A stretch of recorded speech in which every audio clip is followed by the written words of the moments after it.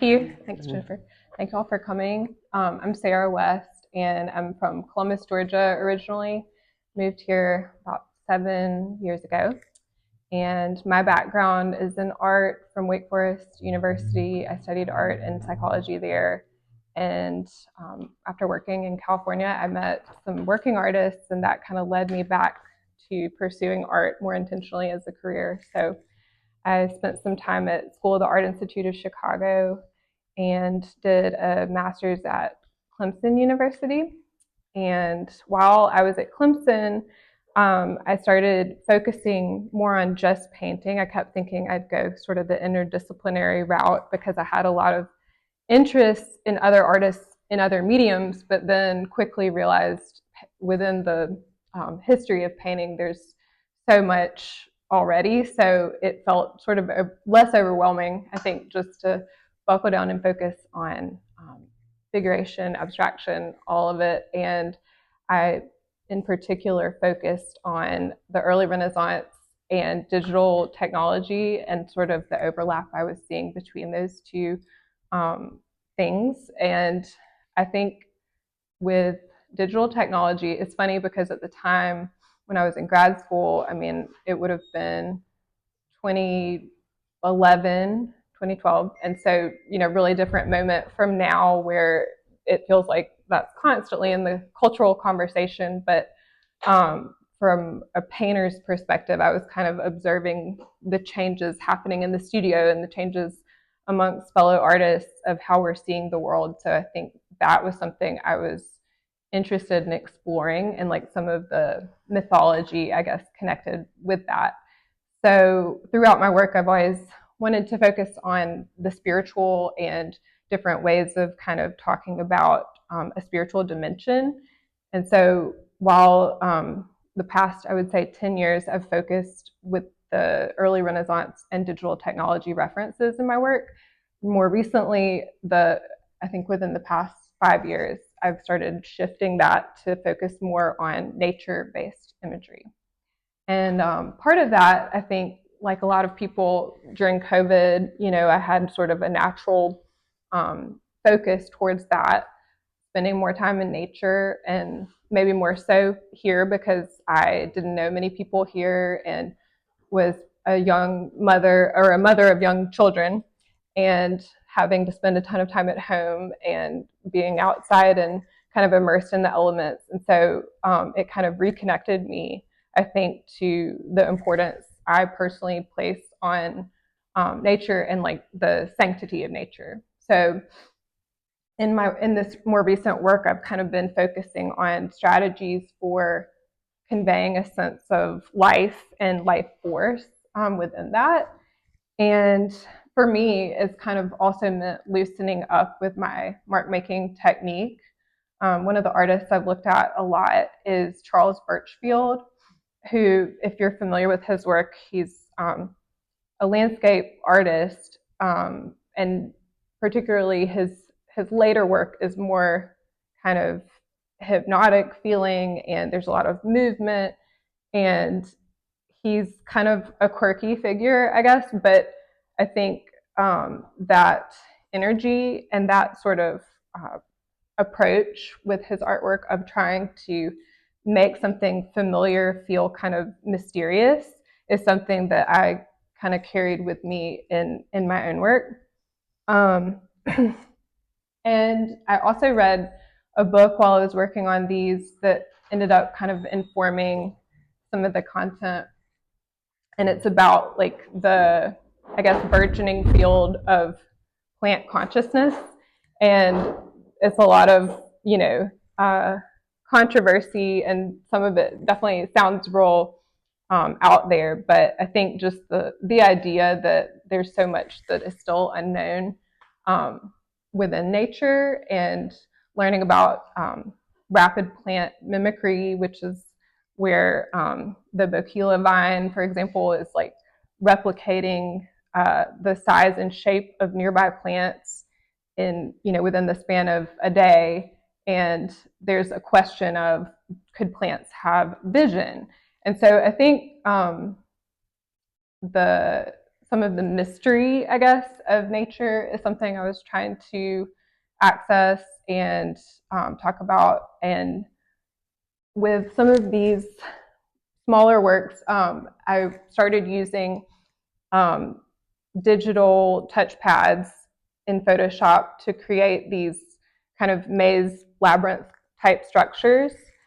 And part of that was in thinking about the act of slowing down and then also wanting to connect it with that idea of a labyrinth, like a maze in which one is walking through a space and having this kind of meandering energy as a mode of devotion and religious reflection, but also paying attention to the things that are in front of you in space and kind of having a more perceptual experience. And it also kind of was a way for me to engage with the image, especially considering like we don't typically print photographs anymore. And so I would have these photos of like interactions with a space and they would just stay on my phone. And I guess in a way, the image is kind of becoming this material that I'm working with in addition to the paint on the canvas. So typically with my work process-wise, I'll start off with some kind of digital sketch and then move eventually from there to the canvas and really respond to what's already happening with the paint on the canvas or panel. So yeah, that's me. Well, hi everyone. I'm Misty Bennett, and one thing I think is interesting. I'll kind of give a little introduction to myself too, but before I forget, Sarah was talking about how her work was a little bit of a departure from what you had been doing for a long time before that, and I know that is true of my work too. These are my two paintings on the back wall here, and I'll talk a little bit about why that is for me. And I know, that Rebecca also mentioned the same thing, so that's kind of just an interesting synchronicity that happened when we put together a show. Let's see, I've lived in Birmingham for about 22 years, but I'm originally from Idaho. And people always say, you're the only person I've ever met from Idaho. It's true, we don't get out much. But anyway, I do think that actually has a big influence on my work there. I'm always interested in a kind of landscape space within my paintings, and that probably comes from that from growing up in the West and in these wide open landscapes. And I also teach painting. I teach at the University of Montevallo, and that is what brought me to Birmingham. And so I've been doing that for a long time, and that has a huge influence on my painting practice. I think there's something about watching people paint, every single day and pushing them to do it in new and different ways and to try new things and be experimental that when you get home to your studio, you kind of turn that same lens on yourself. And so one thing that I'm really interested in is the physicality of paint in my works, the actual properties of oil paint, what it can do. I love to,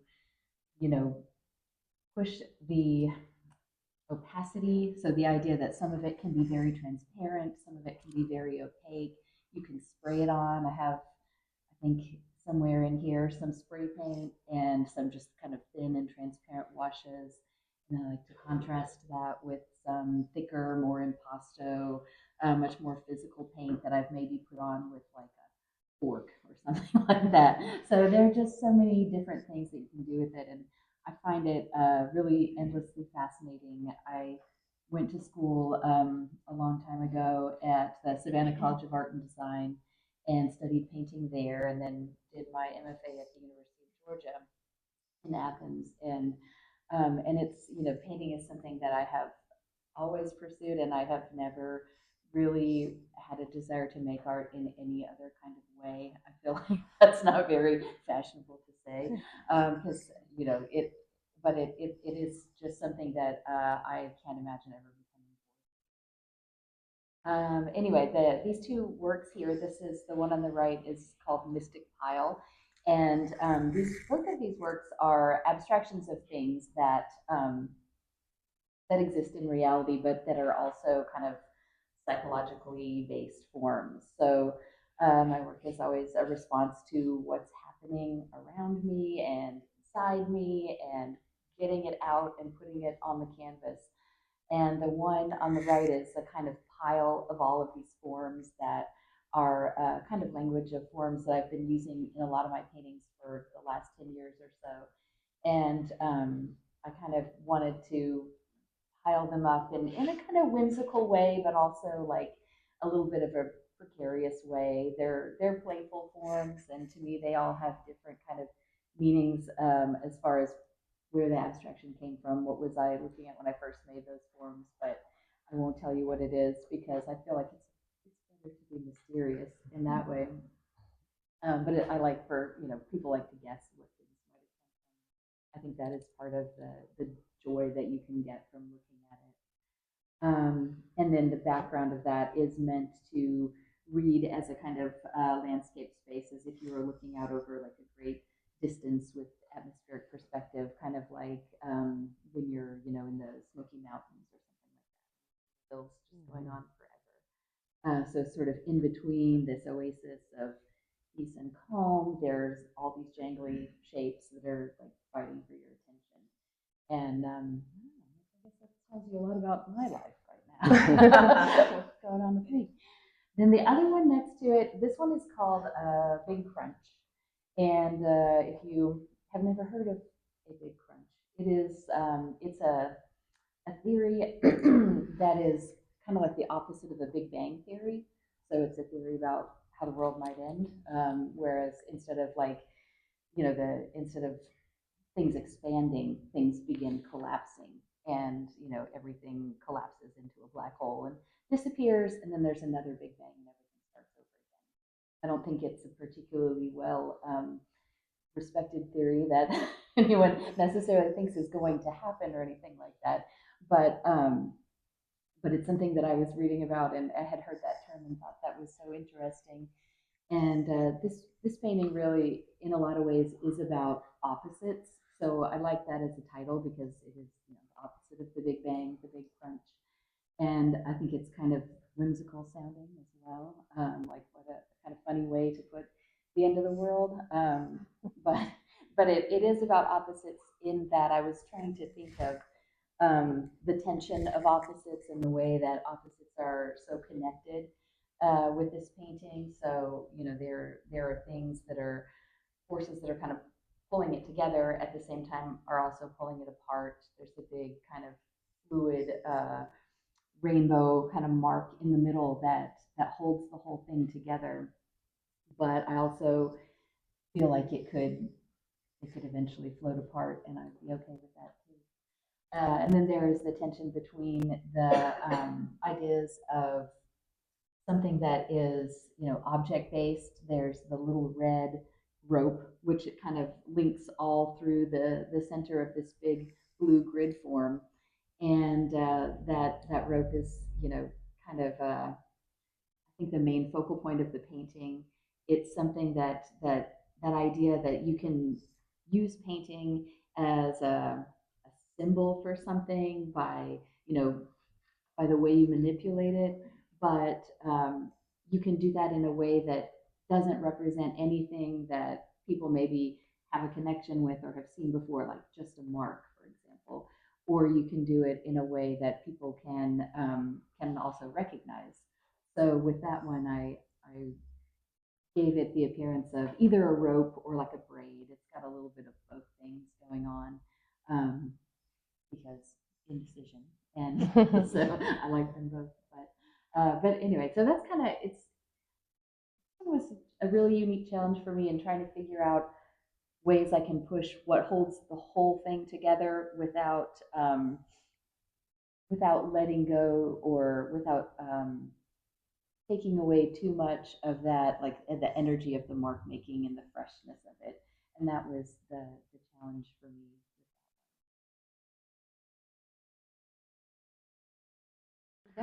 Lord have mercy. Well, so interesting. So I'm Rebecca Fulmer, and I'm born and raised here in Birmingham. And my background is I've had many years in ballet and went to School of Fine Arts and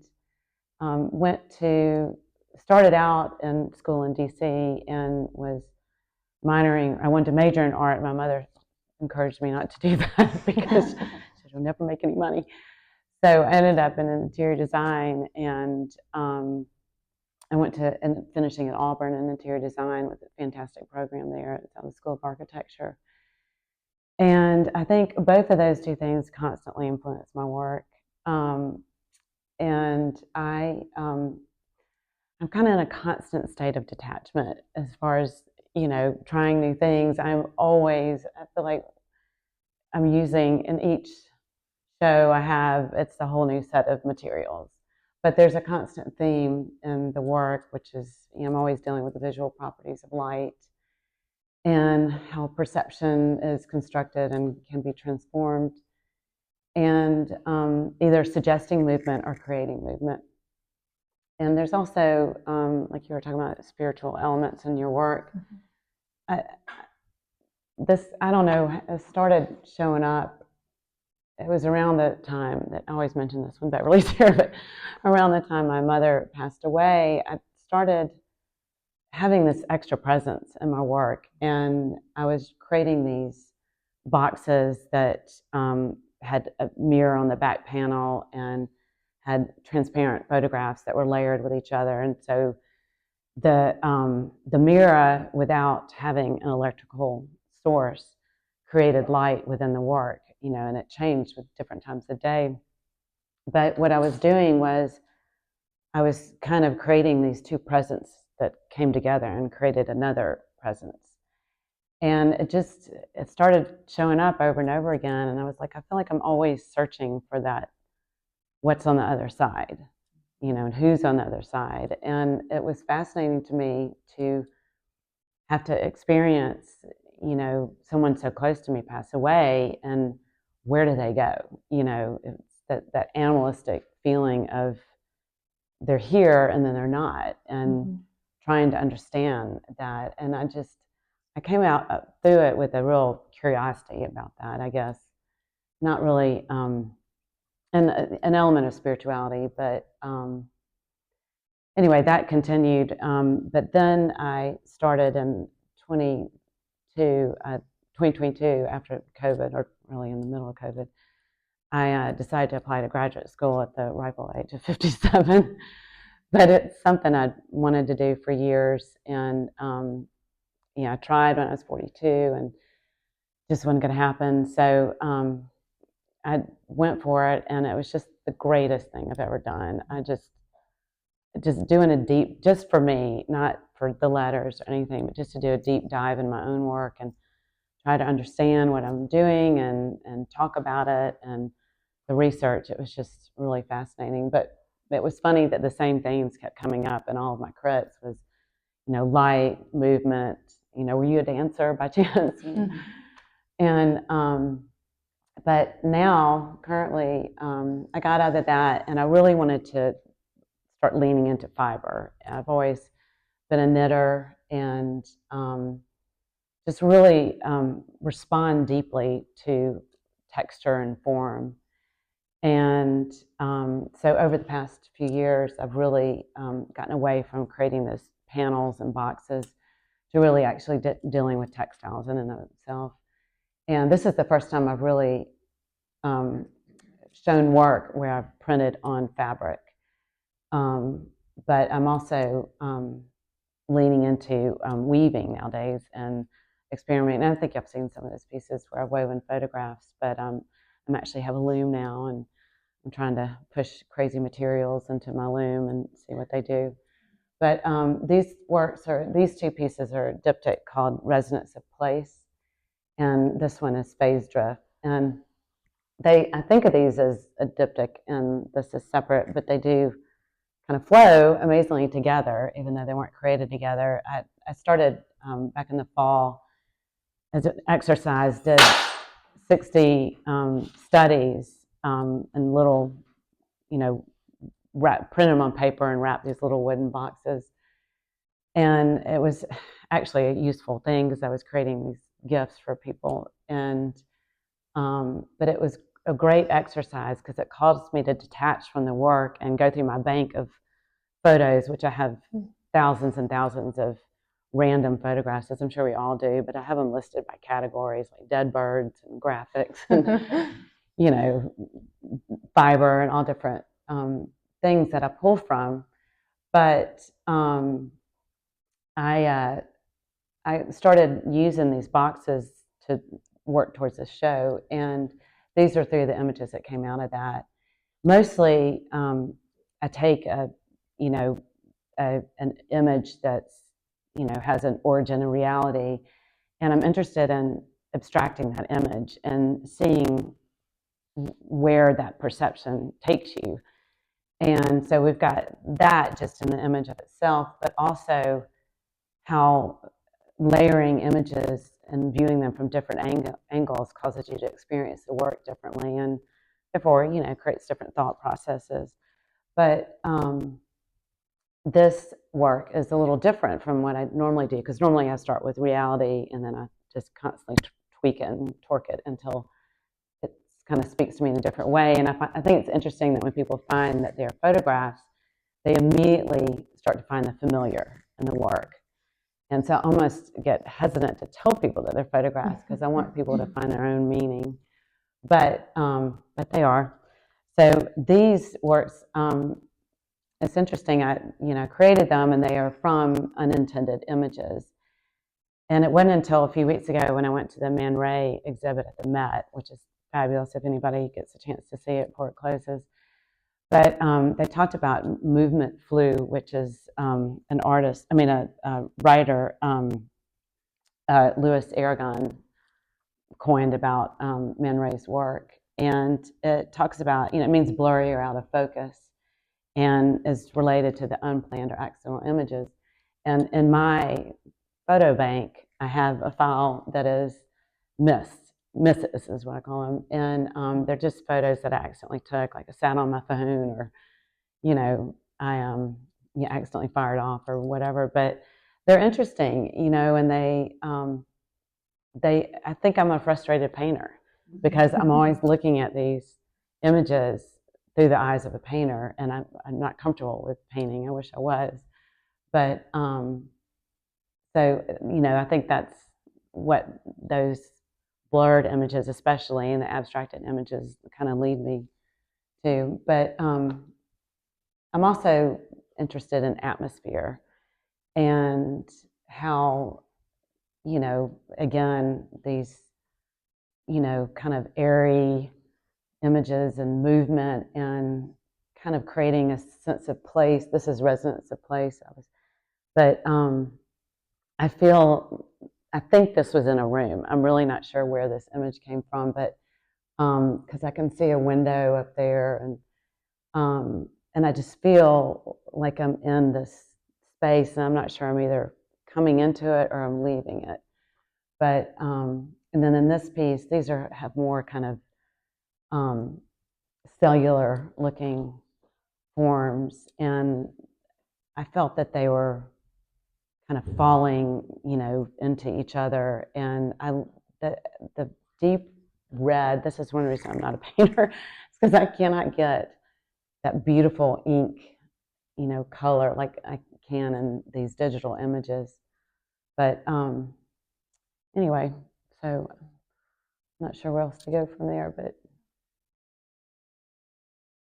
light, as I said, is very important in my work. And I worked with this installation. I had my first round with it was to cover the top, so that opening at the top. But the problem is you didn't get the light to pass through, and so I decided to take that away, and it enhances, how that back image comes through the front. Great. We prepared some questions for each other, so also as a way to kind of continue a deeper dive into talking about our work, but then how it relates to each other.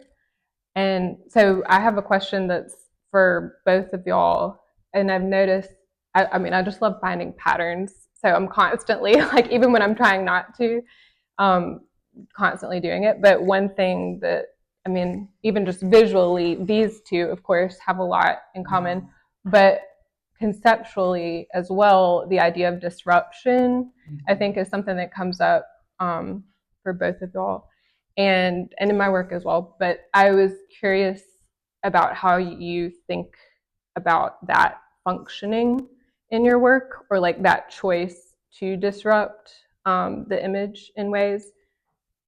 So, and I know you talked about like opposites with this one, but anyways, I'll let y'all talk.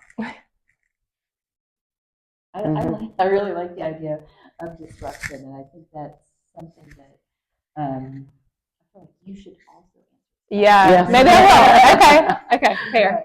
I like the idea of, I mean, I guess the main thing that I'm thinking about is disrupting people's expectations, right? In terms of what is the expected thing to do, and why is that not interesting? If 1 + 1 = 2, that feels like math, but if 1 + 1 can equal 5, that is where art begins, right? Yeah, and right. so you have to think about, and especially, we're so kind of like oversaturated with visual images in our life.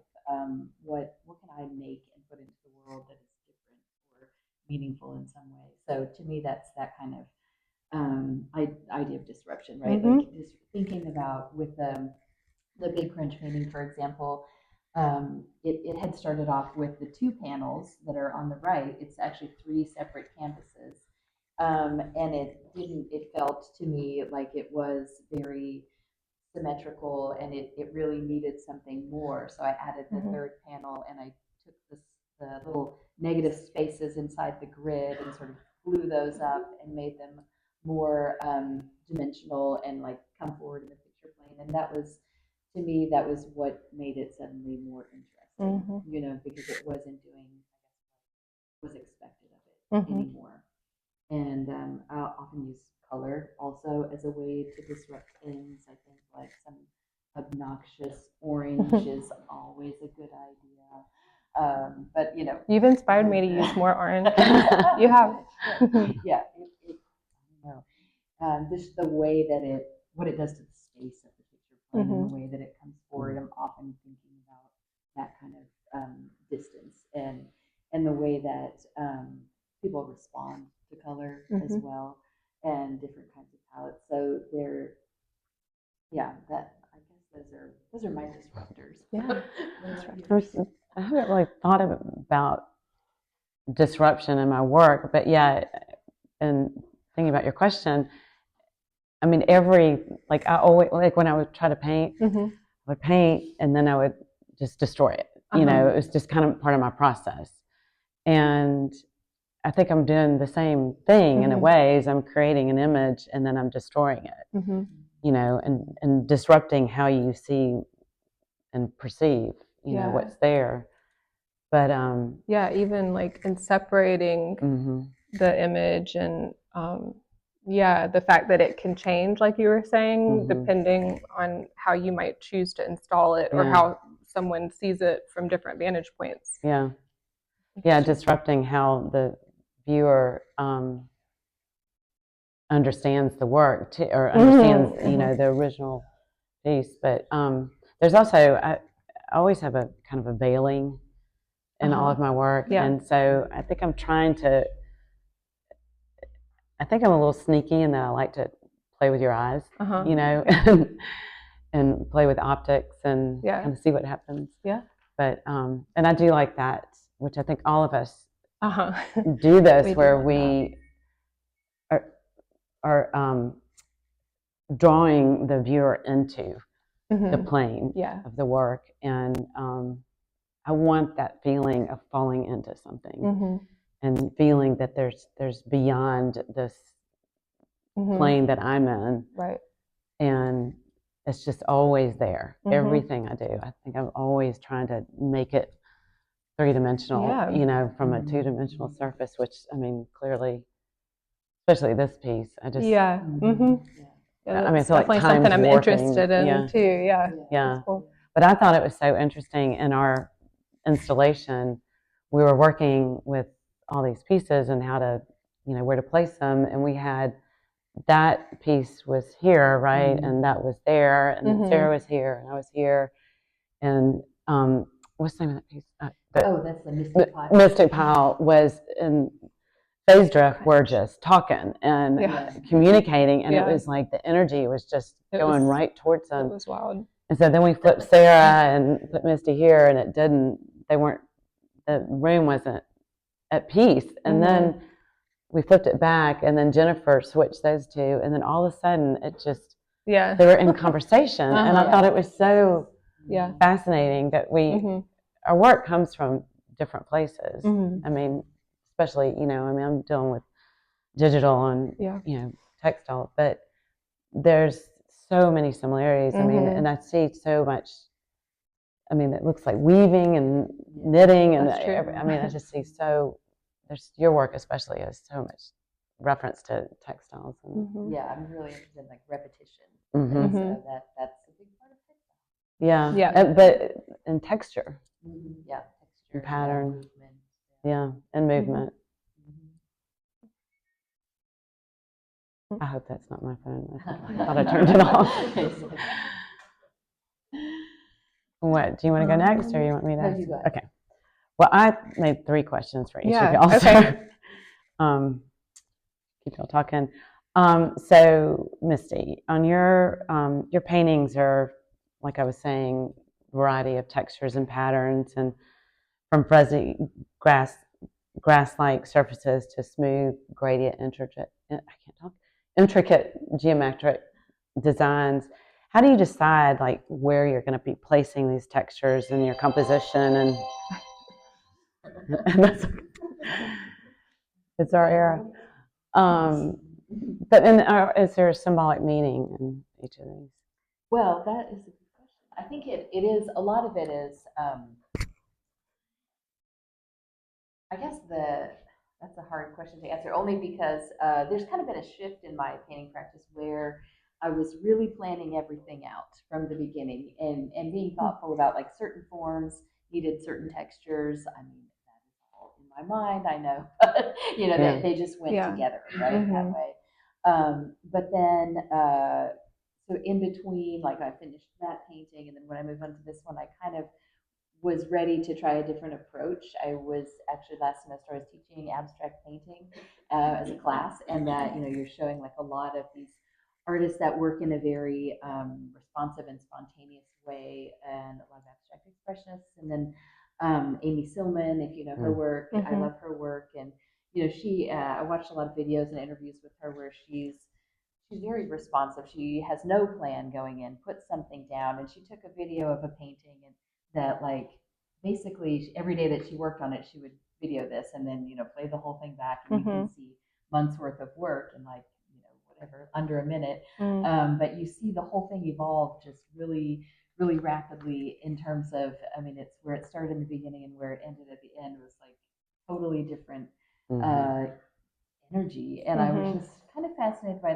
that, and I thought, well, I would like to bring a little of that spirit into what I'm doing. I'm never going to be that kind of person that can be, I don't think like, or even, I'm not even sure I want to like repaint the whole painting. Yeah. It kind of sounds awful. But I did want to bring more of that spontaneity into it. So with the Big Crunch, I did that. I allowed things to evolve in a different way than I normally do, where I'm just kind of making decisions based on, what is happening right in front of me and what does this need and what is it asking for.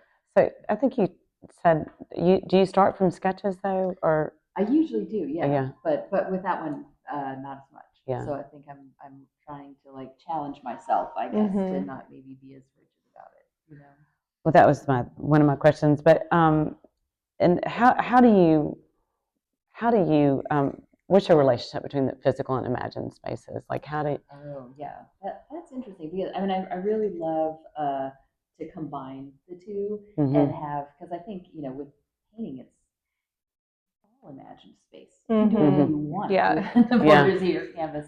So I'm not bound by the idea of trying to make something look like it looks in reality. That's Yeah. what we have photography for, in my Mhm. opinion. So Mhm. it's, I'm trying to create something that doesn't already exist. And so but I do think it's fun to play with the viewer's perceptions by taking something that looks like very much an abstract mark and giving it like a cast shadow. Mhm. So, Yeah. Yeah. Yes. you wouldn't Totally. expect it to have. Mhm. So I think that to me is I guess just playful, and it's that disruption coming back Mhm. in. Interesting. Mm. And then Sarah. Mhm. I know. So you also, I mean, all three of us are into optical effects, Mhm. but this tunnel-like recession into Mhm. space, it's just, I mean, you don't know what's foreground or background. And, Yeah. how do you approach these, like creating this illusion, and Mhm. what draws you to that space and So, of ambiguous space and depth? well, it's so I'm very different from Misty in that I have to give myself, like, I thrive when I have limitations. And so I do try to kind of figure out something that's going to help me engage deeper with a photograph from the get-go. And so a lot of times then it's really two different processes. One is there's art happening digitally in Photoshop where it's really like a record of me trying to kind of engage with this photo and create like an alternate space or like a deeper space. It's like a way of trying to um, assert the importance of the place. And a lot of times I'm using these effects that are through tools on Photoshop where there's like a bevel tool. And so it's kind of this made up thing, sort of similar, I guess, to Misty, what you're saying, where, it's really making it abstracted, but it's also rooted in a real perceptual experience that we might have. And so because I've kind of figured out like, okay, this is how I want it to function, I will usually use that as a template to paint from. And I guess a lot of it is feeling based too, as far as like the math of it. So that's for me where kind of the intuition starts to come in. Because sometimes, I try to replicate the sketch and then it's like, oh, this is so flat and it's boring me and I have to mess it up on the canvas or I have to just bring in something totally new. So whatever's going to kind of keep me engaged, I guess. And like, and it's funny because this one, I mean, it was layer, layer, layer, layer, and this one, I kind of, oh, I know what I want to do. It was much faster. So, yeah, I mean, paintings, I don't know, crazy making. I think it's interesting that you start with digital. Mm-hmm, yeah. Well, tell me about the frame. Yeah. Is that a window? Well, okay. So I've always been interested in, I guess, historically that idea of a painting as a portal. So I think that's kind of how it's functioned in the past for me. And now it's kind of doing something a little different, which is that it's a way for me to refer back to all this early Renaissance work that I've spent time with. I mean, and it also at one point it's a digital residue too. Mm-hmm. But yeah, but then on some level, it's just an intuitive like I feel like it needs these frames, and so I think part of it is trying to convey a sense of intention and to distinguish, especially nature scenes from something that is just less regarded or commonplace of like a backdrop. Mm-hmm. I want it to feel more significant and intentional. So, I don't know. I can see the Renaissance in your work. Yeah. it's Well, I thought I was leaving it behind, but it's kind of hard to just do that if you spend a lot of time with it. So shows up. Yeah. What about you? All right, I was going to ask you both a kind of the same question, but and then I think after that we can open it up for questions. Yeah. But what would, if your earlier self, maybe your, I don't know, undergraduate Sarah could look at your work today, what do you think she would think? I don't think even. she'd be surprised or like. That's a great question. Yeah, probably, because I think I did mention like starting off. I mean, I loved like Bill Viola and like video artists and sculptors, and like I love painting, and I've always loved painting, and so there's a lot of painters I still am inspired by. But I think I kept thinking at some point I was going to merge painting with other things. So maybe I would just be surprised that I'm still painting. I don't know. Yeah, it's a really good question though. It's fun. It's a thinker. Yeah. I don't know how to answer that. I think I'd be like, "Why are you not painting?" That's funny. But I don't know. That's I was so and when I was an undergraduate, I was in design. So yeah. And it's hard, I'm raised with an artist.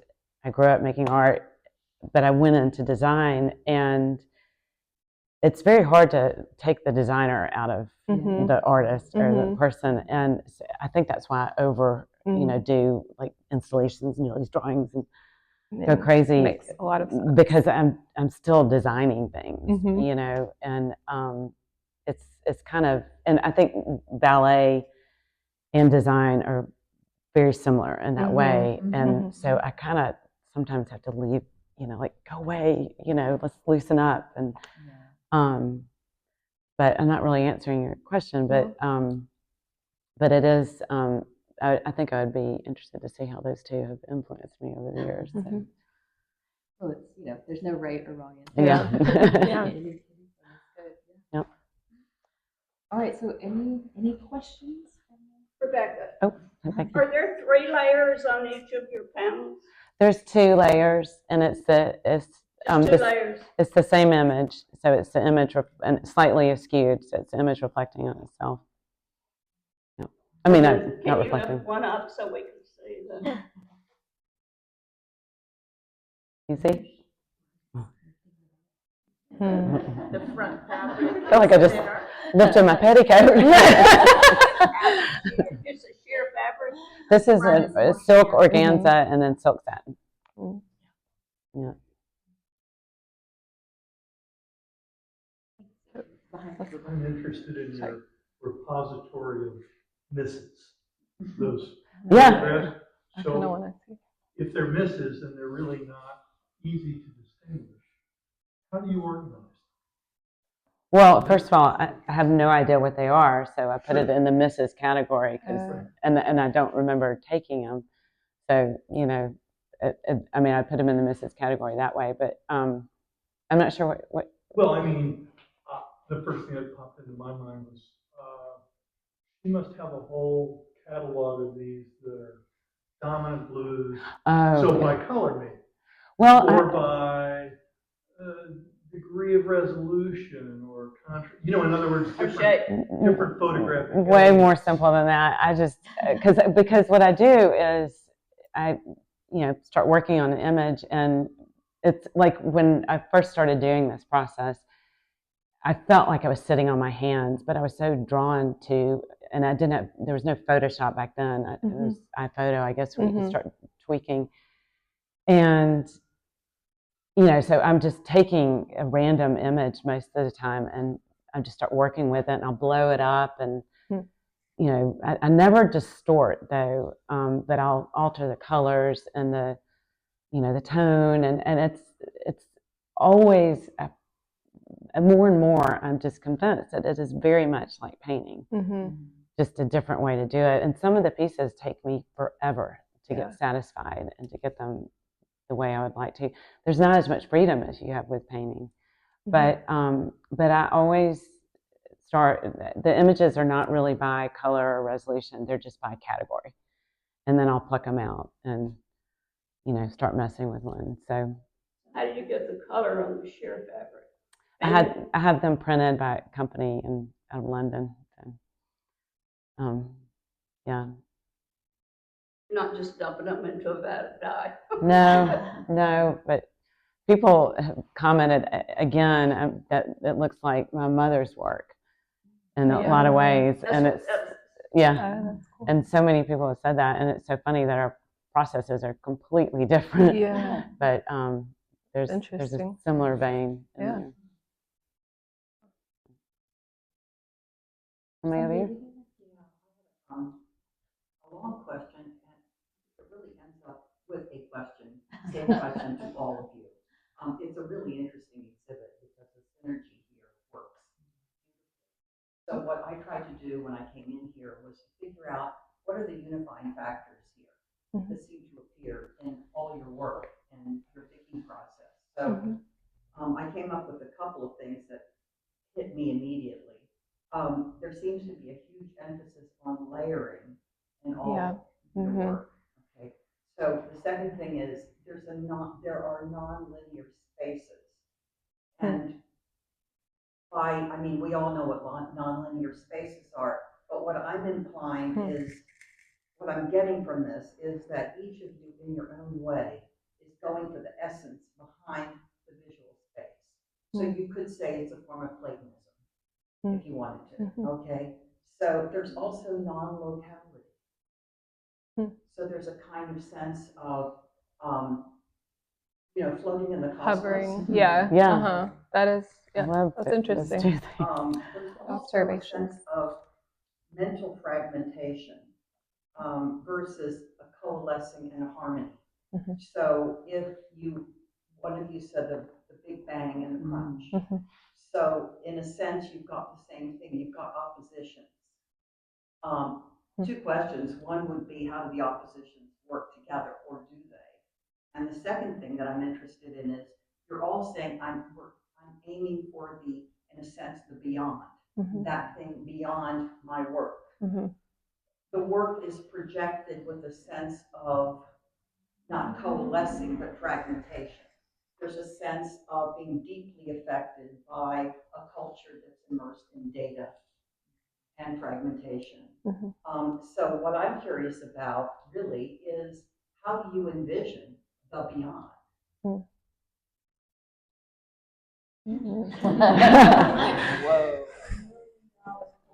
Right? Like this. Yeah.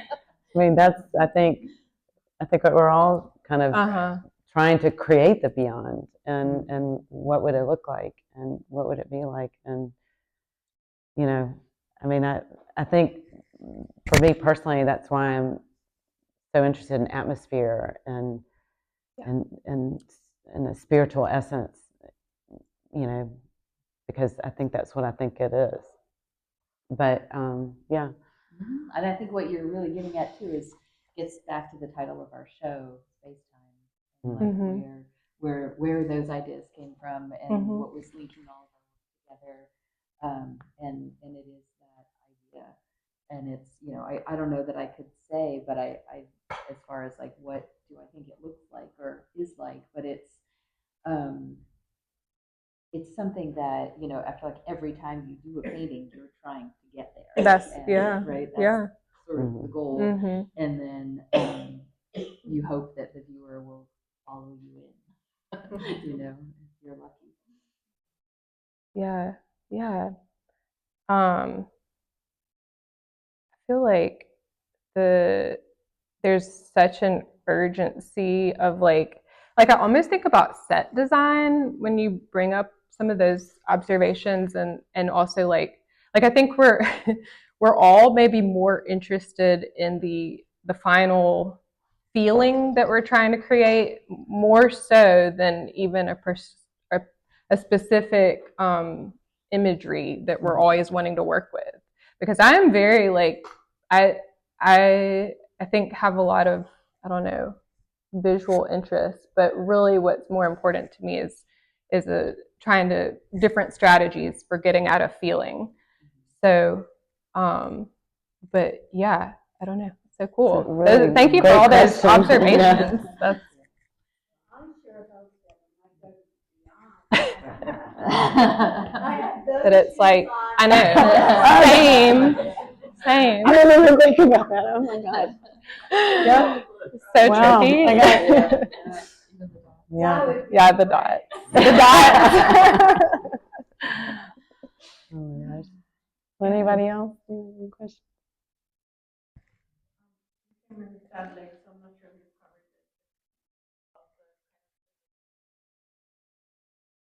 Yeah, and some of the like pixelation effect. Yeah. So I think in some of my earlier work, I used some of that imagery more frequently, and I guess I liked the ambiguity that it could be either like assembling to create something or like the loss of something. And it's also kind of a strategy for unifying different kinds of spaces. So yeah, that I continue to kind of, I guess, use it as a device at times because it feels like it can accomplish, it's like a good tool in the toolkit that can accomplish a few different things. But yeah, yeah.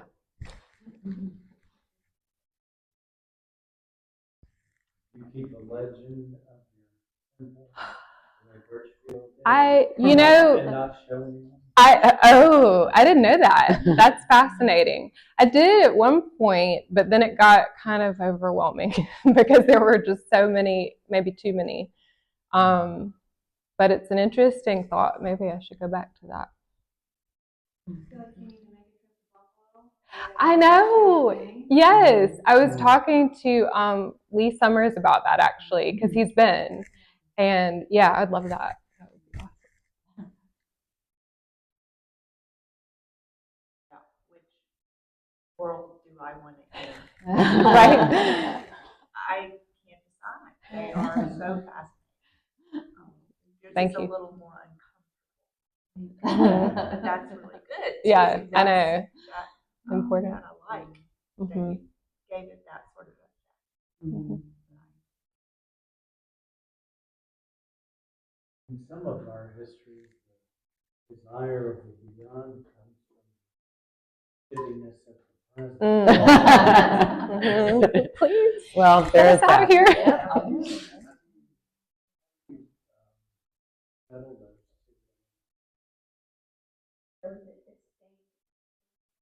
I think a little bit, yeah. I mean, maybe a lot.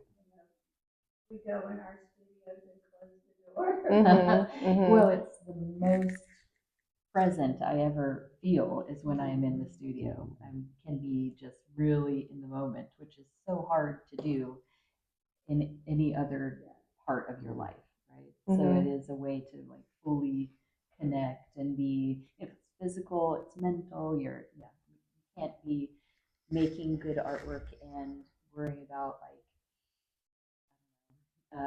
what you just saw in the news or your kids' grades or whatever things are like troubling you. Because I mean, all those things definitely filter in and come out in different ways, but in the moment when you're making, so it is to me kind of spiritual practice in that way. I think sometimes the reason I like to play with perception is I don't like all the divisiveness that is going on, especially currently. And I just want people to see things a different way and see a side that they're not, That's good. you know, you expect things to be a certain way and then you are thrown and suddenly you understand something. You may still believe that it's this, but you've seen it from another side and you can understand it. And I think it's a useful tool, you know, right now. And so that is kind of always in my thinking, you know, is it's just that simple exercise of forcing yourself to be in a position to see something in a different way from what you're used to. You know, your hope is that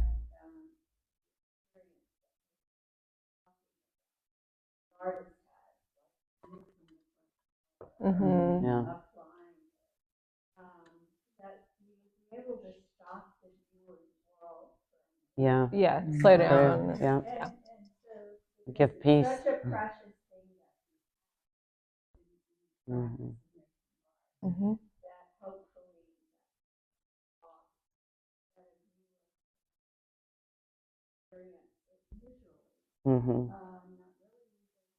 Just to stop, even stop the brain from turning it into something else. Yeah. Right. Which is really It's something about a work that's confined to, you know, a rectangle or a square or a plane or whatever, and falling into that. I mean, it's just you and the work. And, you know, you're just absorbing all that. And it's so interesting and is nice to be able to Mm-hmm. give that. Yeah. problem solving. Yeah. It is, yeah. Good problem. Mm-hmm. One of my favorite elements is cat. Yes, I keep looking at that. Yes. Yeah. And I also have a Uh-huh. how and it's a Mhm. high, Mhm. it's like this like infinite depth. Yeah. Yeah. So what was your process in you have the cat like gazing at the Yeah. I think okay, well, starting off, I was really motivated to include the cat because I was thinking about, I found out, well, actually, okay, this is funny. My husband is a retina surgeon. So maybe this is like constantly like in the background in my head, but um, cats were worshipped by the Egyptians because they thought they would see this glowing effect at night and think, oh, they have the power of the sun and they're harnessing that. And yeah, so I thought that's such a fascinating and poetic, idea. And I knew I wanted to use that somehow in a painting. And this desire to like seek out light and create light sources, I think both as like a metaphor for seeking hope or like seeking the sacred, but also just visually is really compelling for me. So yeah, I wanted it to feel more direct than maybe my work often is, and two, I don't take it lightly to like include figures ever in my work, and so I mean I love cats, but so yeah, that was part of it, was trying to kind of engage the viewer to enter this space in maybe like a slightly more sculptural way than I often do.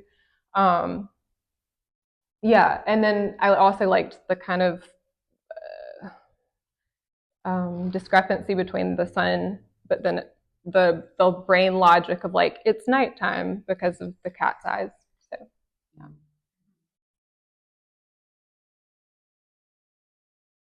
last questions?